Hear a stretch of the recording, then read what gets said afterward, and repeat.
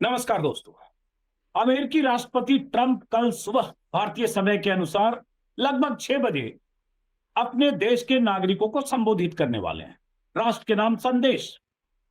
और जब से यह जानकारी दुनिया को मिली है कि ट्रंप राष्ट्र के नाम संदेश जारी करने वाले हैं, तब से पूरी दुनिया बेचैन है ये जानने के लिए कि राष्ट्रपति क्या कहने वाले हैं। क्योंकि ईरान वार के 32 दिन हो गए। 32 दिन में ट्रंप कम से कम 150 तरह के बयान दे चुके, दर्जनों बार जंग जीतने का ऐलान कर चुके और 8-10 बार जंग से पीछे हटने का ऐलान कर चुके। दर्जनों बार ईरान को पूरी तरह से बर्बाद, तबाह, डेसिमेट करने का ऐलान कर चुके। और अब 48 घंटे से ये कह रहे हैं कि ईरान में हमने रिजीम चेंज कर दिया, ईरान में हमने सारे मकसद हासिल कर लिए। हालांकि ये बात भी पहले कह चुके। नई चीज उन्होंने कही कि हमने ईरान में रिजीम चेंज कर दिया, और एक बार नहीं 2 बार कर दिया, और अब जो रिजीम आई है वो पहले से बेहतर है। तो सबकी नजर है क्या बोलेंगे, लेकिन ट्रंप क्या बोलेंगे मुझे पता नहीं। उन्हें खुद भी इसका अंदाजा है कि नहीं, लेकिन जब राष्ट्र के नाम संदेश होता है तो कुछ पहले से डिसाइडेड होता है, जाहिर है रिटर्न भी होता है। तो उसमें क्या बोलेंगे उससे पहले थोड़ी भूमिका कि बीते 24 घंटे के भीतर ही ट्रंप के कई तरह के बयान आए। बल्कि 48 घंटे जाएं तो पहले ईरान वार से वापस लौटने की बात वॉल स्ट्रीट के जरिए, अमेरिकी अखबार के जरिए। फिर उन्होंने कहा, कल रात उनका बयान आया जो अमेरिकी समय के हिसाब कल सुबह था। कल बयान आया कि धमकी दी ईरान को, स्ट्रेट ऑफ हॉर्मुज खोलो वरना तुम्हारे तेल कुएं से लेकर और डीजल सेंटर, पावर प्लांट सब तबाह कर देंगे। आज सुबह खबर आई, वो कह रहे हमने तो जंग जीत ली, अब हम वार से निकलने की तैयारी कर रहे हैं, हमने रिजीम भी चेंज कर दिया, अब हम जल्दी निकल जाएंगे। और अब कल सुबह जैसा कि कहा भारतीय समय के अनुसार राष्ट्र के नाम संदेश। तो क्या कुछ होने वाला है इसको समझने के लिए, हालांकि मैं फिर कह रहा हूं इस भूमिका राइडर के साथ कि क्या कुछ वो बोलने वाले हैं उन्हें खुद भी पता होता है कि नहीं, सुबह उठने से पहले और रात में सोने से पहले, ये कोई नहीं जानता। हमारे साथ 2 खास मेहमान हैं, शीतल पी सिंह वरिष्ठ पत्रकार, हमारे बड़े भाई की तरह हैं, और सत्य हिंदी के फाउंडर एडिटर हैं। दूसरे भी हमसे बड़े हैं, सीनियर हैं, कुर्बान अली, जो 4 दशकों का जिनका पत्रकारिता का तजुर्बा है, बीबीसी में लंबे अरसे तक रहे। दोनों खास मेहमान इसलिए आज मायने रखते हैं कि शीतल जी कई बार अमेरिका दौरा कर चुके हैं 1-1 महीने तक, और वो अमेरिका की कूटनीति और ट्रंप के तौर तरीकों को भी समझते हैं, और वेस्ट एशिया की राजनीति को कुर्बान अली समझते हैं। हालांकि मैंने फिर कहा, ट्रंप को समझना मुश्किल ही नहीं नामुमकिन है, क्योंकि वो खुद भी समझते हैं खुद को या नहीं, इस पर भी संदेह कई बार होता है। तो पहला सवाल शीतल जी आपसे, उसके बाद कुर्बान जी आता हूं। क्या कह सकते हैं कल ट्रंप, क्या ऐलान कर सकते हैं कल ट्रंप?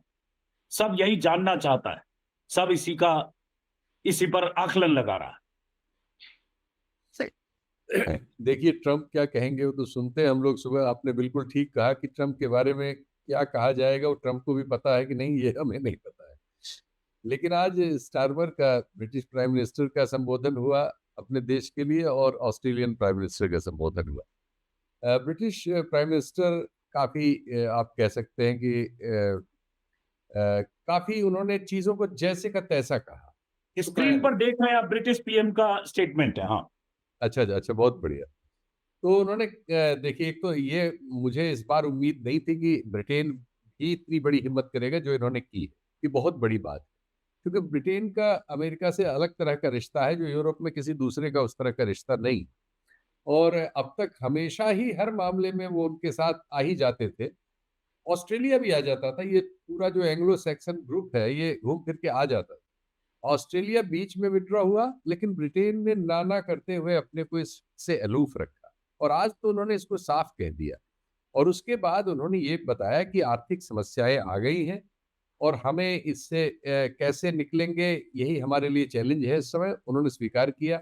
उन्होंने उससे आगे वाली बात कही कि हॉर्मुज संकट जो आया है, इस पर ब्रिटेन कोशिश करेगा कि दुनिया के लोगों को बुला के यहाँ कुछ इस तरह से सबको साथ बैठ के इसको हल करने के लिए। तो ये एक नया पॉलिटिकल, आप वो कह सकते हैं यूरोप का और पर्टिकुलरली ब्रिटेन का हॉर्मुज प्रॉब्लम पर अमेरिका से हट के इंडिपेंडेंट हस्तक्षेप का सीन बन रहा है।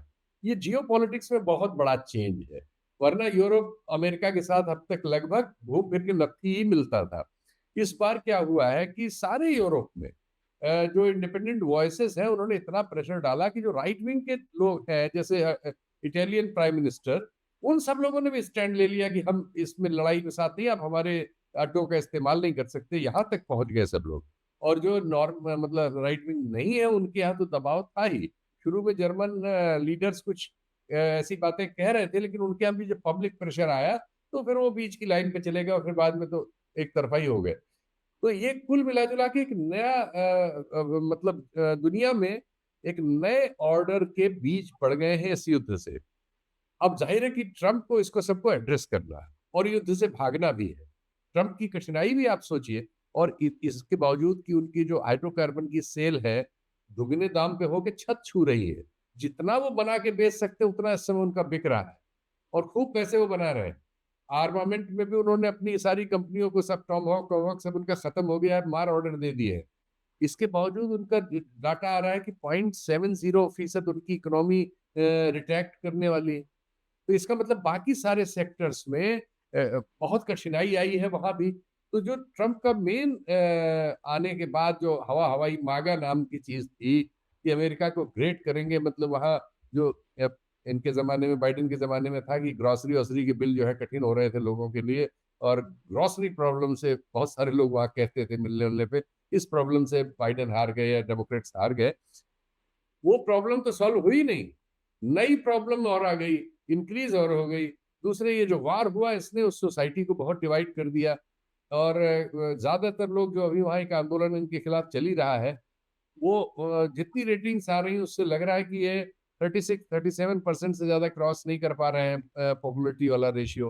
तो ये अभी नवंबर वाले बाई इलेक्शन क्या, मिड टर्म इलेक्शन उनका होता है, उसमें ये बुरी तरह नुकसान न उठा जाए। और अगर इनकी संख्या कम हो गई तो फिर इनके खिलाफ तो इम्पीचमेंट वो लोग लाएंगे और इनके लिए बहुत कठिनाई आने वाली है पॉलिटिकल और तो क्या इंटरनेशनली। शीतल जी, तो क्या जैसे ट्रम्प पीछे 48 घंटे से बार बार ये कह रहे हैं साफ साफ कि हम ईरान से निकलने वाले हैं, जल्द जंग खत्म होने वाली है, हमने रिजीम चेंज करने में कामयाबी हासिल कर ली। उसके बाद उन्होंने एक अभी जो पोस्ट लिखी है उस पर आगे हम बात करते हैं, लेकिन उससे एक सवाल कि क्या ट्रम्प कल अधिकृत तौर पर ऑफिशियली ईरान वार खत्म करने का ऐलान कर सकते हैं, ये लगता है आपको? मुझे लगता है कि कल वो सीज फायर का ऐलान करेंगे। नहीं। पहला चरण में मुझे लगता है कि वो कहेंगे, अभी उन्होंने बयान के लिए भूमिका बना ली है कि इनके प्रेसिडेंट ने मुझसे कहा है, और ये वो उन्होंने भूमिका डाल दी है ना। हो सकता है कि वो ये कहें कि उन्होंने कहा था तो मैं सीज फायर कर रहा हूँ, 2 हफ्ते देखता हूँ और ये करता हूँ वो करता हूँ, जैसे इनकी स्टाइल है, और अगले दिन उसका दूसरा बयान भी आ जाएगा। पहले जैसे इसी बयान में देखिए, ये भागने से पहले पहले कहा 48 घंटे हम अभी इनके इंफ्रास्ट्रक्चर पे हमला नहीं करेंगे, फिर कहा हम 5 दिन नहीं करेंगे, फिर कहा 10 दिन नहीं करेंगे, अब आ रहा है कि हम लड़ाई जीत चुके हैं, अब हम वापस जा रहे हैं। ये जो नहीं, एक डेवलपमेंट। अभी ताजा बयान आया है, स्क्रीन पर जरा डालिए। एक अभी हाँ, ताजा बयान, जब वो सोकर उठे होंगे अमेरिका में, तब एक अच्छा। ताजा बयान आया कुछ देर पहले, स्क्रीन पर देख रहे हैं, जिसमें उन्होंने कहा ईरान के नए शासन के राष्ट्रपति अपने पूर्ववर्तियों की तुलना में देखिए, कम कट्टर हैं, और उन्होंने सीज फायर के लिए अभी अभी कहा है। ये कह रहे हैं देखिए, ईरान को, एक्चुअली मसूद पेजेश्कियन को कोट करते हुए कह रहे हैं, इशारों में जो भी उन्हीं के लिए, और यही लेकिन यही साथ में ये भी कह रहे हैं इस पर हम तब विचार करेंगे जब स्टेट ऑफ हॉर्मुज पूरी तरह से खुल जाए, नहीं तो ईरान को हम तबाह कर दें। ये भी उठने के बाद कहा इन्होंने। हाँ, हाँ। तो वो, अब मैं तो इसका मतलब मेरा आकलन आसपास पहुंच गया उनकी सोच के। बाकी आधा हिस्सा तो उनकी डायलॉग डिलीवरी है। तो सीज फायर का ऐलान कर सकते हैं। हालांकि उनका अजीबोगरीब सीज फायर होता है कि सीज फायर भी होता है और हमले भी हो जाते हैं उनके। वो बहुत सारा कंट्रोल उनका तेल अवीव में है, हम्म। उनके बहुत सारे कंट्रोल, और उनके जो प्रशासन है उसमें 3-4 लोग तो मुझे लगता है कि वो तेल अवीव की मिनिस्ट्री के सदस्य हैं उनके साथ भले ही। ये पीटर हेग्सेथ और अन्य जो है 2, नहीं, वो तो ये दामाद ही जेरेड कुशनर ही खुद ही जमात यहूदी है, प्रो इजरायली। ये हाँ।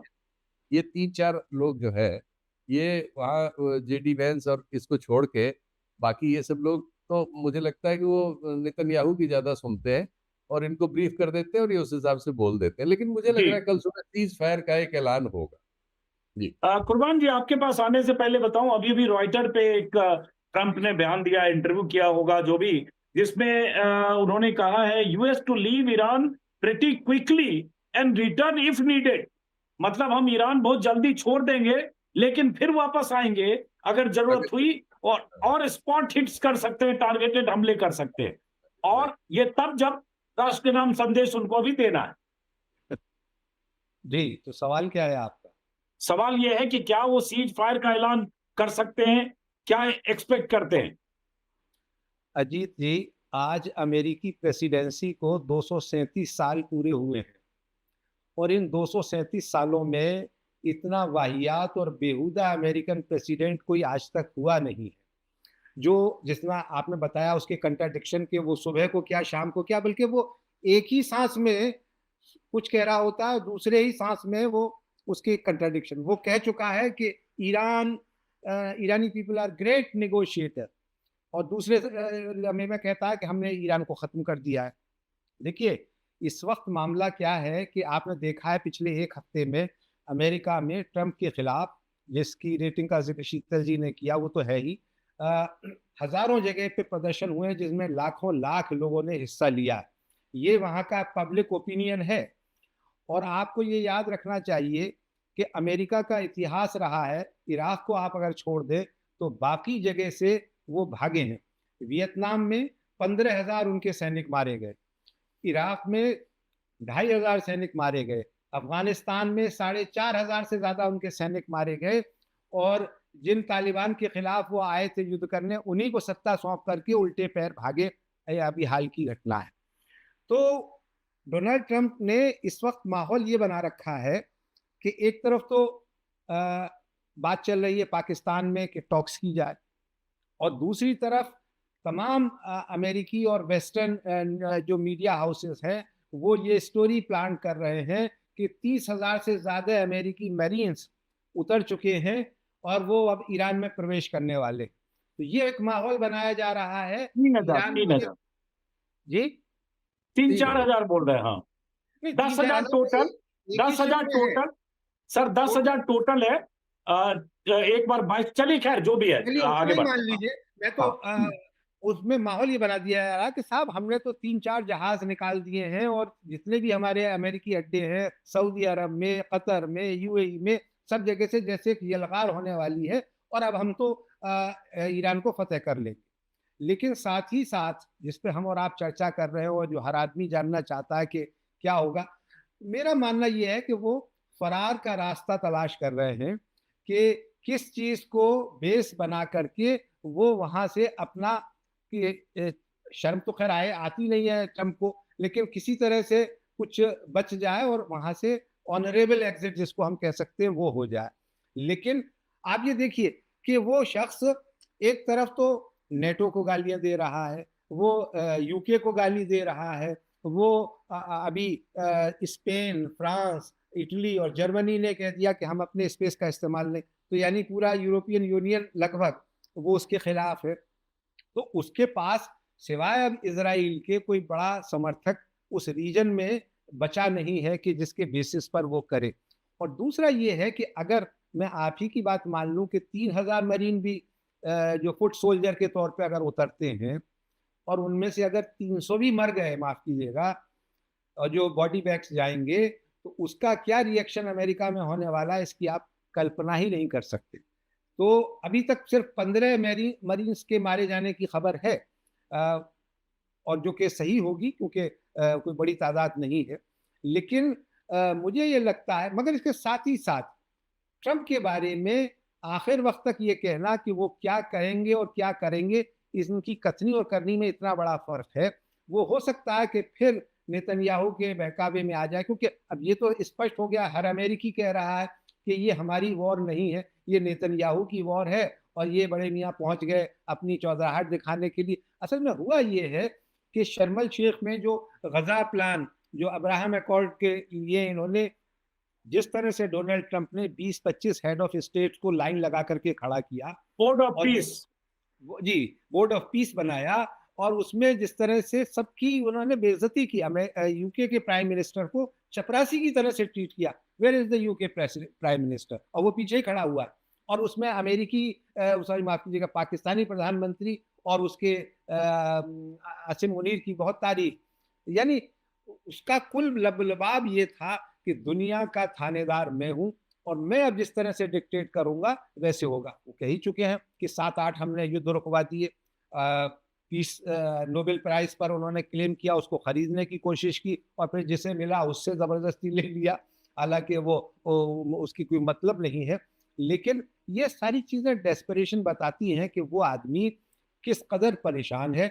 और जाहिर है कि अब उसका दूसरा टर्म तो पूरा हो जाएगा किसी तरीके से, लेकिन रिपब्लिकन्स के लिए अगले 10-15 साल तक वापसी का रास्ता ट्रंप ने बंद कर दिया, ऐसा मुझे लगता है। हालांकि मेरी जानकारी अमेरिकी राजनीति के बारे में बहुत सीमित है, मगर जिस तरह से एक थूथू हुई है सीनेट से लेकर के और कांग्रेस तक हर जगह और मीडिया में, अभी आप जिक्र कर ही रहे थे कि वहां न्यूयॉर्क टाइम्स से लेकर के और इवन वॉशिंगटन पोस्ट तक ने, जो कि सरकार समर्थित समझा जाता है, इस सरकार की जैसी आलोचना की है। उसके बाद आप बेशर्मी अख्तियार कर लें, बेहयाई अख्तियार कर लें, उसका तो कोई मतलब होता नहीं है नंग बड़ा परमेश्वर से। लेकिन ये है कि आप फंस चुके हैं, जिसको कहते हैं फुट माउथ डिसीज, और अब आपको वहां न उगलते बन पड़ रहा है न निगलते बन पड़ रहा है। सुबह की स्पीच कल होगी, जो अभी आज अमेरिका में तो अब सुबह हुई है, रात तक वहां शाम होगी। अमेरिकी टाइम के हिसाब से रात 9 बजे है, भारतीय समय के अनुसार फिर सुबह 6 बजे लगभग। सुबह 6 बजे होगा, 6 या 6:30 बजे। तो उस वक्त 6-7।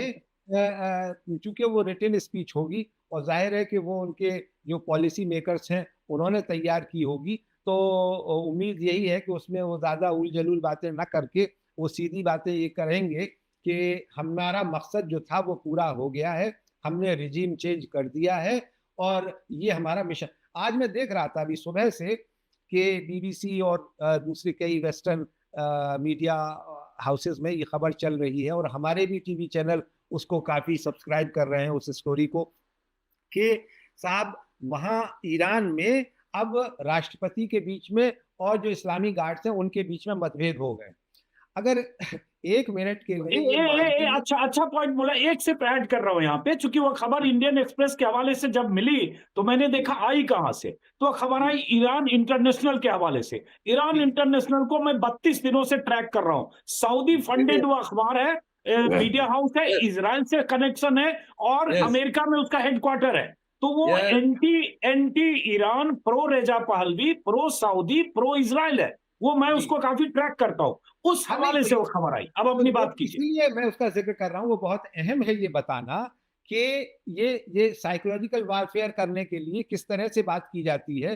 अगर मैंने कहा कि ये बात मान भी ली जाए कि साहब इस्लामिक गार्ड्स और राष्ट्रपति के बीच में वहां मतभेद हो गए हैं और अब इस्लामी गार्ड्स के पास ही सत्ता, हालांकि इसकी कहीं से कोई पुष्टि नहीं है, कोई ऐलान नहीं है, लेकिन 1 मिनट के लिए मान भी लिया जाए, तो क्या इस्लामी गार्ड्स ने ये ऐलान कर दिया है कि उन्होंने सरेंडर कर दिया अमेरिका के आगे?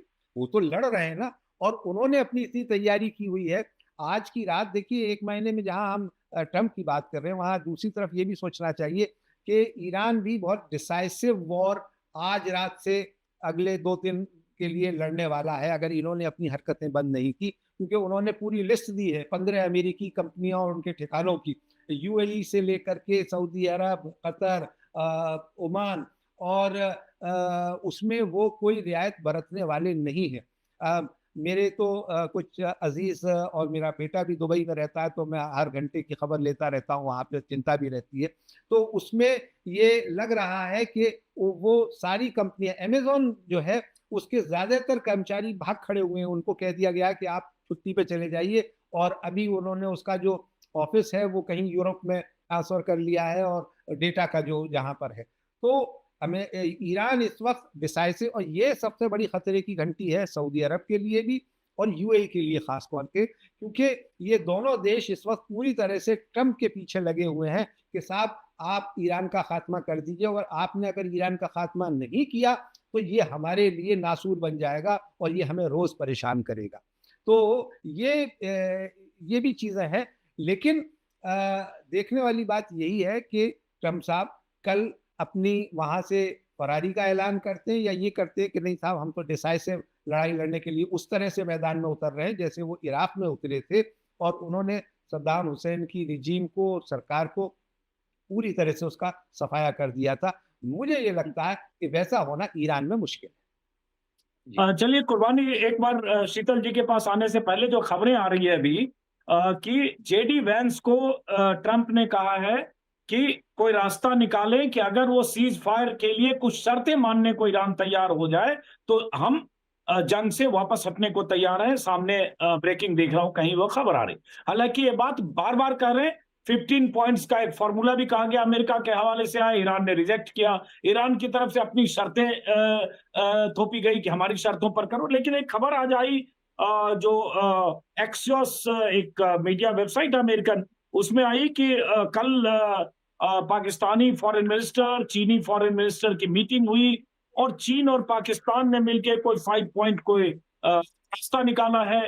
तो एक चीन और पाकिस्तान की अलग एंट्री हुई और इन सब के बीच जो आपने जिक्र किया नेटो देशों को लेकर, ब्रिटिश प्राइम मिनिस्टर ने यह भी कहा कि हम 32 या 36 देशों की अलग से मीटिंग करेंगे, क्योंकि वो ट्रंप के रवैये से खफा भी है और कह रहे हैं कि ये जंग हम लोगों के देश के हित में नहीं है। तो एक तरफ ये दबाव, तमाम उनके जो मित्र देश हैं वो ट्रंप का साथ छोड़ चुके हैं। ट्रंप के बार बार, वो हार तो छोड़िए, वो कायर और पेपर टाइगर तक कह चुके एक तरह से कि तुम कायर हो अगर तुम लड़ने नहीं आ रहे हो। लेकिन आखिर में जो 48 घंटे में ट्रंप ने कहा, जिसमें कहा कि स्ट्रेट ऑफ हॉर्मुज आपको खुलवाना पड़ेगा, आप जाइए, आपका काम जाने, आपको तेल चाहिए। तो स्ट्रेट ऑफ हॉर्मुज की लड़ाई छोड़कर ट्रंप भागते हैं तो स्ट्रेट ऑफ हॉर्मुज पर ईरान की नाकेबंदी एक नई मुश्किल की शक्ल में भी आएगी क्या? नहीं नहीं, ये निश्चित तौर पर ईरान अब इस युद्ध से, जो आप सोचिए 32-33 दिन में रिजल्ट क्या हुआ। रिजल्ट ये है कि ईरान पे 40 साल से सैंक्शन लगी थी, सैंक्शन हट गई, तेल बेच रहा है वो, डबल दाम पे बेच रहा है। और स्ट्रेट ऑफ हॉर्मुज पर उसका कोई कब्जा नहीं था, नॉर्मल सब लोग आ जा रहे थे, पूरा ट्रेड हो रहा था। अब उसका कब्जा है और ये कई खबरें आ चुकी हैं कि जो जहाज निकले हैं उनमें से कुछ को छोड़कर बाकी कुछ को राजनीतिक कारणों से उसने, जैसे पाकिस्तान वगैरह में जाने दिया, लेकिन बाकी हुए या हिंदुस्तान का भी आने दिया, बाकी में उसने वो $2 लाख या $2 मिलियन ले रहा है। $2 मिलियन 2 मिलियन डॉलर, $2 मिलियन, पर 20-22 लाख जहाज, डॉलर की खबर है। हाँ, हाँ, करीब 20 करोड़ रुपया ले रहा है वो। तो $2 मिलियन ले रहा है उसकी चुंगी। तो उसका एक टोल टैक्स खुल गया वहां से। तो 20% एनर्जी जहां से निकलती है अगर उसका टोल टैक्स एक देश को मिल जाए और मान लीजिए ये व्यवस्था चलती है, तो उसकी तो अर्थव्यवस्था में जो 40 साल से लॉस हुए 1 साल में कवर हो जाएंगे। तो वो एक सिचुएशन आई। दूसरे, उसने मान लिया था कि हम सब न्यूक्लियर बम हम नहीं बनाएंगे और जो एनरिच्ड यूरेनियम है कहिए तो रूस में रखवा दे, यहाँ से हटा दे। बहुत एकदम एग्री कर गया था कि कुछ नहीं करेंगे, और समझौता होने से आपने 3 घंटे बाद हमला कर दिया। और ओमान और वो सब तो कह रहे थे कि हो गया है समझौता। अब तो वो बात भी खत्म हो गई। अब वो अपने लेवल पे डिसाइड करेगा कि जो उन्होंने कह भी दिया। तीसरे, इसके लिए उन्होंने कानून अपने आप पास कर लिया कि हम चुंगी वसूलेंगे इसमें फारस की खाड़ी में। और वहां से जितने भी चारों तरफ के अमेरिकी अड्डे हैं, जितने भी गल्फ कंट्रीज में अमेरिकी अड्डे जहां जहां हैं, सब पर उसने हमला सक्सेसफुली किया।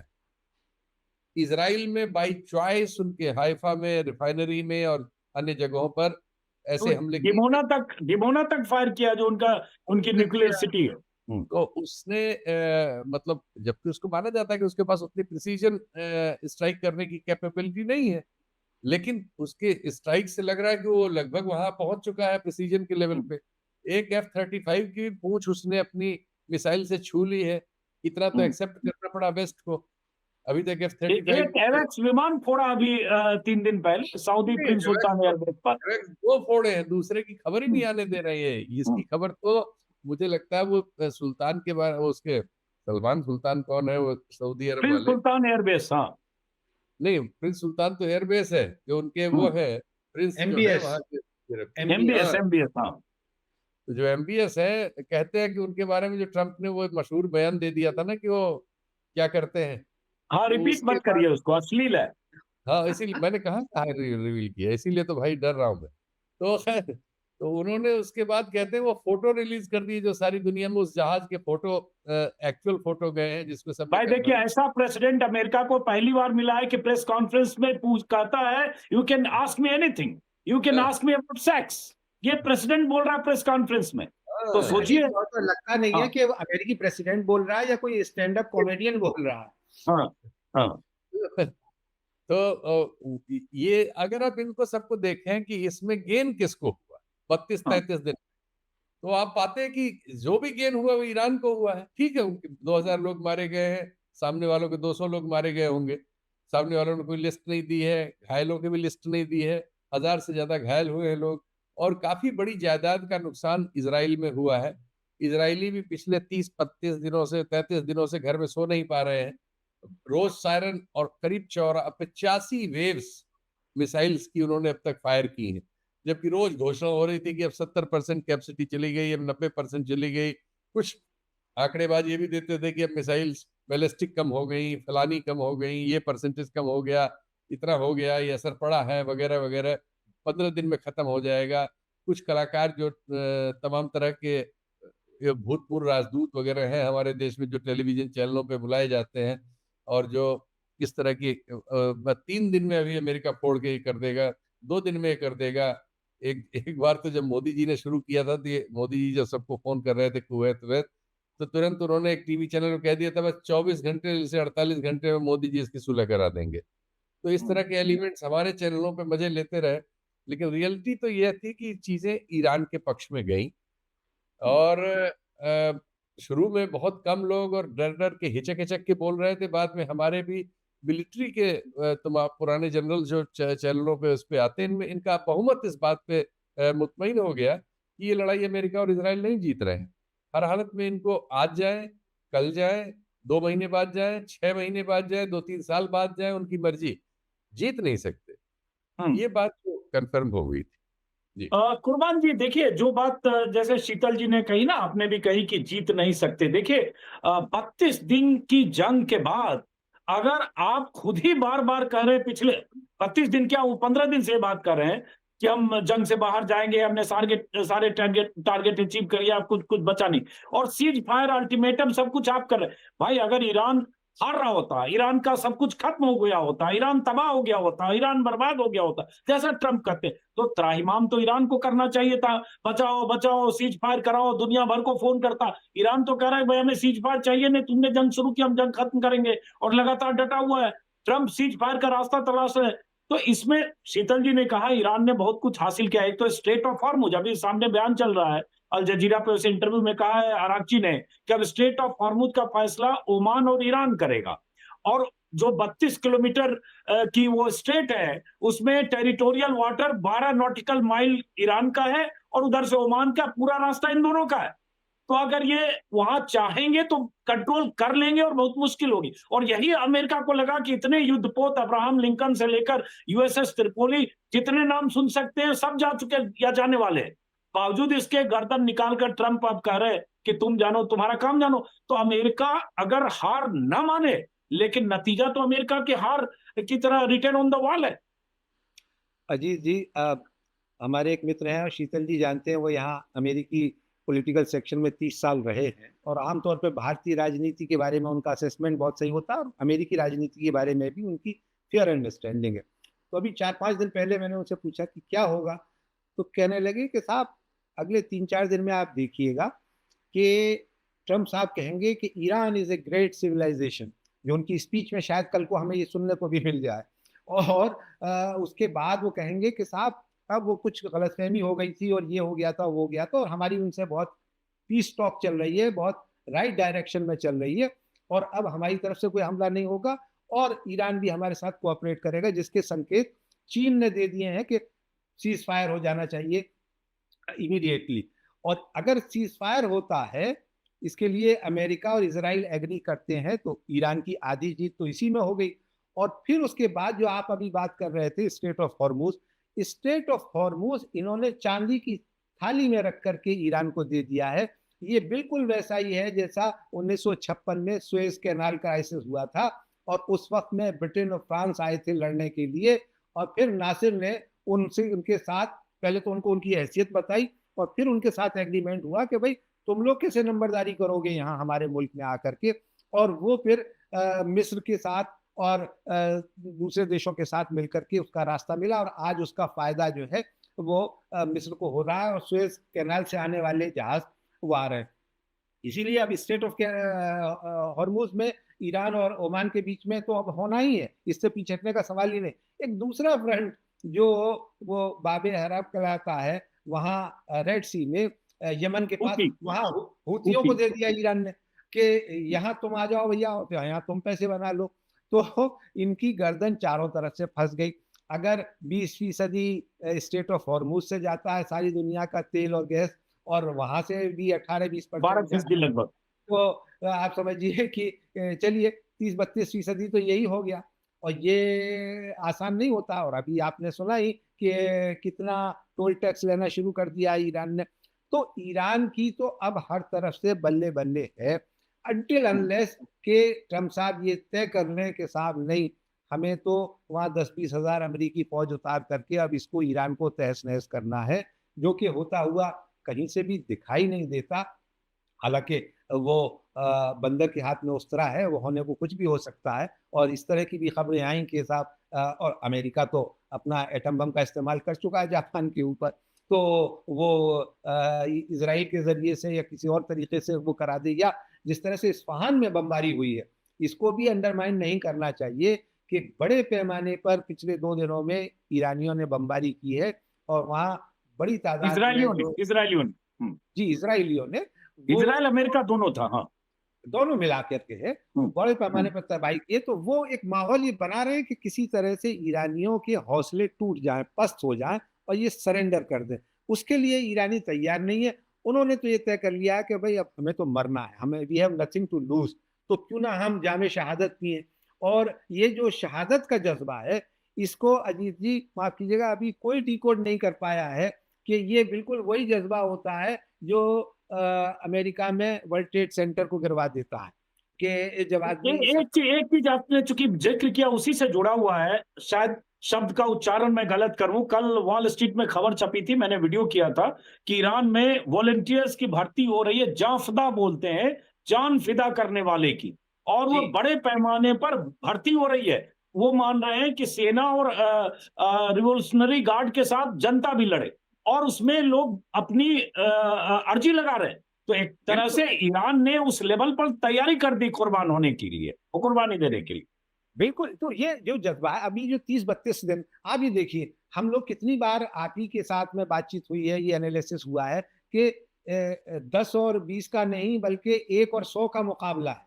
और इसके साथ में 32 दिन सस्टेन करना, और इन 32 दिनों में भी अमेरिका अभी जिसको उर्दू में कहते हैं हतमी तौर पे, बिल्कुल फाइनल तौर पे ये नहीं कह सकता कि वो ईरान पर फतेह हासिल कर लेगा या उसे नेस्त नाबूद कर देगा।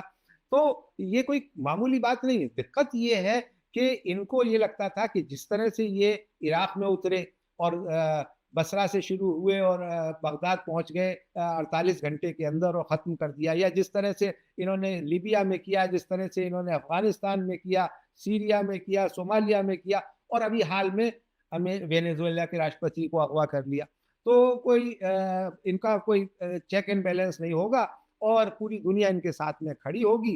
अब शर्म अल शेख के बाद ये गुमान हो गया था ट्रम्प साहब को, तो वो इससे उतरे थे। उन्हें नहीं पता था कि ये कितना बड़ा सरदर्द बनने वाला है।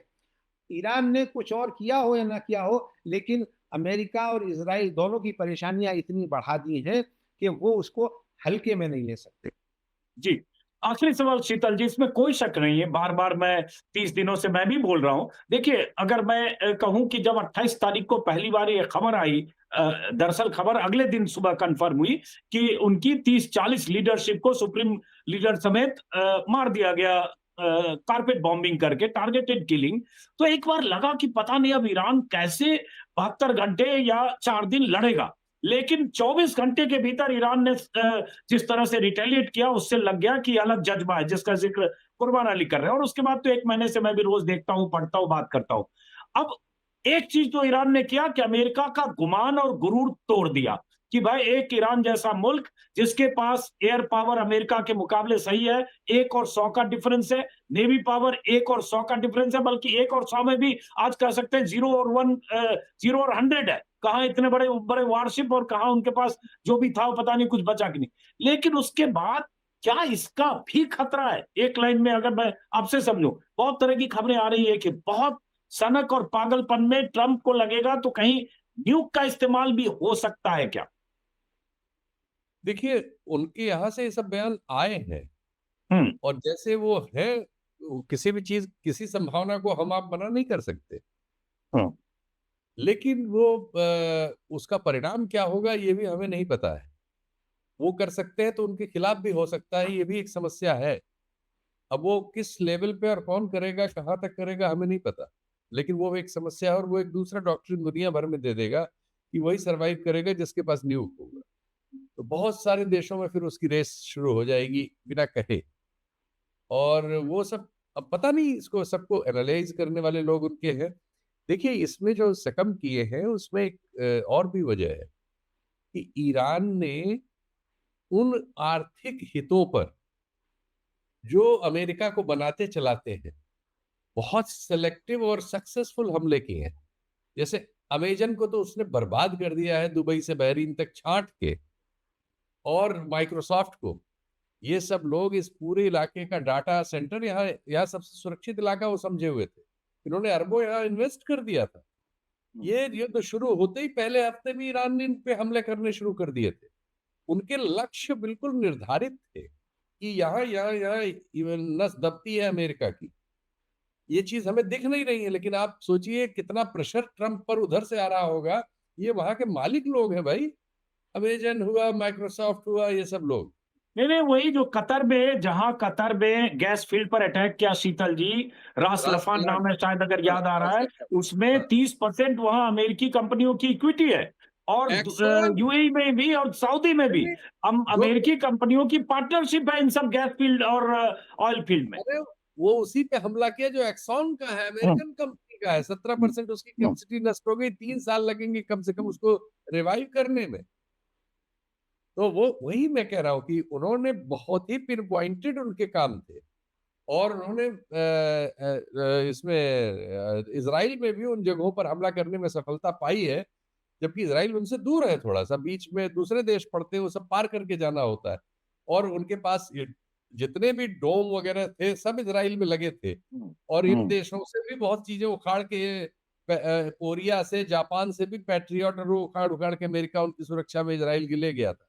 एक्चुअली स्थिति ये है कि ये लड़ाई जिस हाल में है, ऐसे अगर चलती है तो 2 हफ्ते से ज्यादा इनके पास डिफेंस नहीं होगा, मेरा ख्याल है।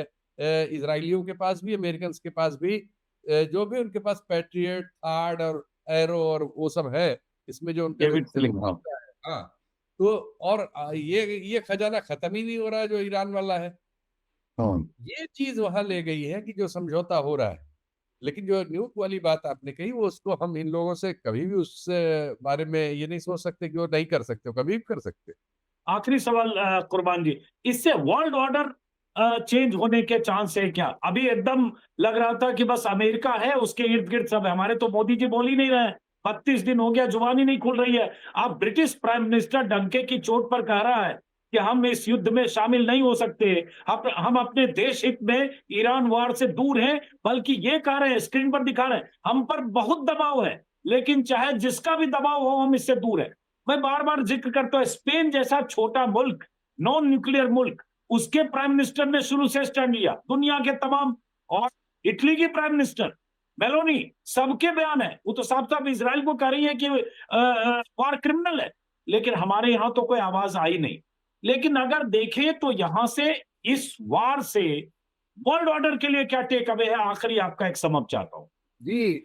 वर्ल्ड ऑर्डर के लिए तो बहुत बड़ा टेक अवे है कि अगर ईरान खत्म हो जाता, और खुदा न खास्ता अगर हो जाएगा, तब तो आप समझ लीजिए कि फिर अमरीकी जो चौधराहट है वो पूरी दुनिया पे काबिज हो जाएगी, और उसको फिर रोक पाना बहुत मुश्किल होगा। रूस और चीन मिलकर के कुछ कर पाए तो कर पाए, लेकिन इसका टेक अवे यही है कि ईरान ने 32 दिन रेसिस्ट करके ये दिखा दिया कि हम अमेरिका को उसकी चौधराहट नहीं करने देंगे और उसके आगे सरेंडर नहीं करेंगे। अब दिलचस्प बात है कि ये आ रही है कि ईरान ने तो तावान, जो कि पैसा इसका युद्ध का होता है, उसकी मांग की है, और राइटली की है कि भाई उसको, उसके यहाँ जो तबाही हुई है उसका हर्जाना उसको अमेरिका और इजराइल को देना चाहिए। लेकिन दूसरी तरफ अमेरिका ने बिल बना करके भेज दिया सऊदी अरब, कतर और हाँ, यूएई को हाँ, बड़ा लंबा सारे देश चौड़ा खर्चा उठाए। ट्रिलियंस में। अब आप हाँ। बताइए कि ये इसका पेमेंट अरब नेशंस कर पाएंगे, अरब कंट्रीज कर पाएंगे? और इनके साथ में $16 बिलियन का हथियार भी बेचने के लिए 15 दिन पहले बता दिया, लिस्ट दे दिए $16 बिलियन। अभी तक तो जो 1990 में कुवैत को लेकर के पहली इराक वॉर हुई थी, उसका ही कर्जा ये देश नहीं चुका पाए हैं। फिर दूसरी जंग जो 2003-4 में हुई इराक को नेस्त नाबूद करने के लिए WMD के नाम पर, और उसका भी कर्जा अभी नहीं, और अब इसका कर्जा। तो टेक अवे तो ये है कि आप अपने आप को गुलाम बनाने के लिए तैयार हैं अमेरिका का पूरी तरह से, सदियों के लिए, एक दो जनरेशन के लिए नहीं बल्कि सदियों के लिए।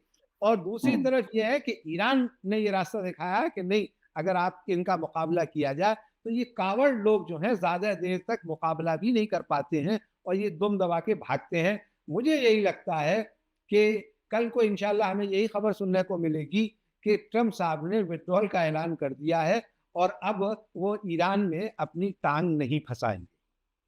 चलिए, बहुत बहुत शुक्रिया शीतल जी, कुरबान अली जी। कल देखते हैं सुबह ट्रम्प साहब क्या कहते हैं। वैसे मैं फिर आखिर में कहूंगा कि ट्रम्प क्या कहने वाले हैं। मुझे अक्सर लगता है कि जब वो प्रेस कॉन्फ्रेंस शुरू करते हैं और आधे घंटे अगर देखता हूं, उस आधे घंटे में ही 3 तरह के बयान देते हैं और कई बार 10 लाइन की उनकी पोस्ट में 3 तरह की बात होती है, खुद को कॉन्ट्राडिक्ट करते हैं। लेकिन हाँ, जैसा कि राष्ट्र के नाम संदेश रिटर्न होता है, उसमें इसकी गुंजाइश नहीं होगी। देखते हैं कल क्या संदेश आता है। फिलहाल बहुत बहुत शुक्रिया आप दोनों खास मेहमान। आपके साथ में फिर जरूर कल बात करेंगे। बहुत बहुत शुक्रिया कुर्बान जी, बहुत बहुत शुक्रिया शीतल जी।